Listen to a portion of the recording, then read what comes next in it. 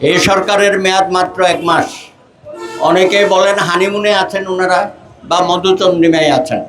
এখন শিশু যখন ভূমিষ্ঠ হয় তখন সনাতনী সমাজ সেই সময়টা 1 মাস, কেউ কেউ 1 সপ্তাহ, সেটাকে বলে কালবেলা। পত্রিকা কালবেলা না, এটা একটা আমাদের ধর্মীয় রীতিনীতি। তো ভাই জনাব তারেক রহমান, আপনি কি মধুচন্দ্রিমায় আছেন না আমাদের সনাতনী সমাজের কালবেলা চলতেছে? আপনি বলেছিলেন আপনাদের 1 মুহূর্ত সময় নাই, যুদ্ধে ঝাঁপিয়ে পড়তে হবে। আপনি সবাইকে উদ্বুদ্ধ করছেন, সবার আগে অফিস আদালতে যাচ্ছেন 9টার মধ্যে এবং বিভিন্ন জায়গায় মনিটরিং করছেন। আপনার মন্ত্রী প্রতিমন্ত্রীরা সমাজে একটা সুশৃঙ্খল ফিরিয়ে আনার চেষ্টা করছেন আন্তরিকভাবে। এক্সট্রিম মশার কয়েল প্ল্যান্ট ফাইবার দিয়ে তৈরি, তাই সহজে ভাঙে না, সুগন্ধিযুক্ত ও নিরবিচ্ছিন্নভাবে জ্বলে। ডেঙ্গু, চিকুনগুনিয়া বাহি সহ যে কোনো মশার বিরুদ্ধে দেয় এক্সট্রিম সুরক্ষা। একই ব্যবস্থা তো আমরা সব জায়গায় চাই। আপনি 1 মাসের মধ্যে ফ্যামিলি কার্ড দিচ্ছেন, এখানে যেন কোনো অনিয়ম না হয়, কোনো সাম্প্রদায়িকতা না হয়। কয়েকদিনের মধ্যে আপনি হেলথ কার্ড দেবেন, কৃষি কার্ড দেবেন, অ্যান্ড সো অন, অনেক কিছুই দেবেন। অতীতের মতো এখানে যেন কোনো 9-6 না হয়, কোনো ধরনের বিমাতাসুলভ আচরণ যেন কারো প্রতি না হয়। 54 বছর ধরে আমরা দেখেছি অনেক সরকারের ভালো ভালো কাজ সর্বোচ্চ পর্যায়ে দেখভালের অভাবে নষ্ট হয়ে গেছে, এবং এই যে নষ্ট হয়েছে সেই ব্যাপারেও কোনো সরকার কোনো ভূমিকা রাখতে পারে নাই। এই যে হত্যাকাণ্ডগুলো হচ্ছে, এই হত্যাকাণ্ডগুলোর বিরুদ্ধে কোনো ব্যবস্থা আপনার সরকার নেয় নাই। আইনশৃঙ্খলা বাহিনী নীরব ভূমিকা পালন করছে, প্রশাসন নীরব ভূমিকা পালন করছে। আপনার এমপি সাহেবরা, যাদেরকে আমরা জীবন বাজি রেখে 1971 সনের মহান মুক্তিযুদ্ধের মতো ভোট কেন্দ্রে গিয়ে বিপুল ভোটে আপনাদেরকে জয়লাভ করিয়েছে, তাদের প্রতি বিমাতাসুলভ আচরণ করার কোনো সুযোগ নাই। আপনার শুরুটা ভালো হোক, এটাই আমরা চেয়েছি।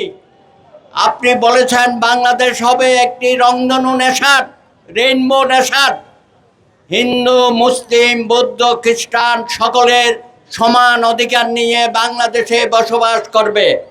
আপনি আরও বলেছেন এই দেশটি হবে বিশ্বাসী এবং অবিশ্বাসী এবং সংশয়বাদী। পাহাড়ি, আদিবাসী, সমতল সকল মানুষের সমান অধিকার বাংলাদেশে আপনি নিশ্চিত করবেন। গতকালকেও আপনি পার্লামেন্টে আপনার ভাষণে এইসব কথা পুনরাবৃত্তি করেছেন। আমরা আপনার উপর আস্থা রাখতে চাই। বহুদিন পরে আপনি একজন তরুণ বয়সে, অর্থাৎ 60 বছর বয়সে আপনি এখন প্রধানমন্ত্রী, আপনি ছুটে বেড়াচ্ছেন। এই কয়দিনের মধ্যে আপনি বাংলাদেশের আনাচে কানাচে ঘুরে বেড়াবেন।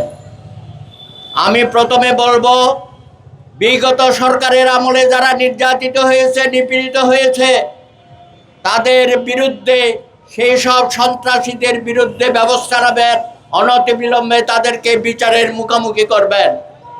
আমার ভাইয়েরা যারা শিক্ষক, অধ্যাপক, হেডমাস্টার, প্রিন্সিপাল, যাদেরকে জবরদস্তিমূলে চাকরচ্যুত করা হয়েছে, স্কুল কলেজ থেকে বের করে দিয়েছে, বিশ্ববিদ্যালয় থেকে, তাদেরকে আপনি পুনর্বহাল করবেন সসম্মানে।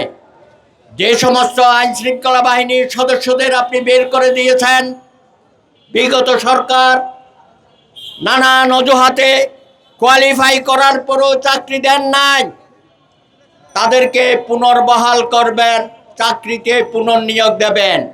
কোহিনূর বলে একজন পুলিশ অফিসারকে এত বছর পরে আপনি পুনর্বহাল করতে পারবেন, আর হিন্দু, বৌদ্ধ, খ্রিস্টানদের কি অপরাধ? অবনতি বিলম্বে তাদের পুনর্বহাল করবেন। প্রশাসন থেকে যাদের চাকরিচ্যুত করেছেন, deputy secretary, additional secretary, joint secretary, তাদেরকে অনতিবিলম্বে সসম্মানে চাকরি ফিরিয়ে দেবেন। বিভিন্ন শিক্ষা প্রতিষ্ঠানে যে অরাজকতা, বিশ্ববিদ্যালয়ে অরাজকতা, হিন্দু বৌদ্ধ খ্রিস্টানদের প্রতি যে অবিচার করা হয়েছে সেগুলো আপনি পুনঃস্থাপন করবেন, ন্যায় বিচার ফিরিয়ে দেবেন। আপনি বলেছিলেন, স্বরাষ্ট্রমন্ত্রী জনাব সালাউদ্দিন সাহেব, আপনার সরকার কোনো মবক্রেসিতে বিশ্বাস করে না, জিরো টলারেন্স। কিন্তু আমরা কি দেখছি গত এক মাসে? মনীন্দ্রবাবু এখানে প্রত্যেকটি ঘটনা উল্লেখ করেছেন, এগুলোই হচ্ছে মবক্রেসি। সারা বাংলাদেশে এখনো মবক্রেসি চলছে এবং এই মবক্রেসির মধ্য দিয়ে ধর্মীয় সংখ্যালঘু সম্প্রদায়ের উপর নানা রকমের অত্যাচার নিপীড়ন হচ্ছে। অনতিবিলম্বে বর্তমান সরকার, মাননীয় প্রধানমন্ত্রী চাঁদাবাজি বন্ধ রাখার তৃণমূলে হিন্দু সম্প্রদায়ের ব্যবসায়ীরা পরিবার পরিজন নিয়ে সুখে শান্তিতে বসবাস করতে পারে না, চাঁদা দাবি করছে, চাঁদা না দিলে হত্যা করছে এবং বাড়িঘর লুটপাট করছে, আগুন জ্বালিয়ে দিচ্ছে, তাদেরকে আগুনে পুড়িয়ে হত্যাকাণ্ড পরিচালিত হচ্ছে, বিভিন্ন মন্দিরে বোমা হামলা হচ্ছে। আগামীকাল আপনি একটি অসাধারণ কাজ করতে যাচ্ছেন।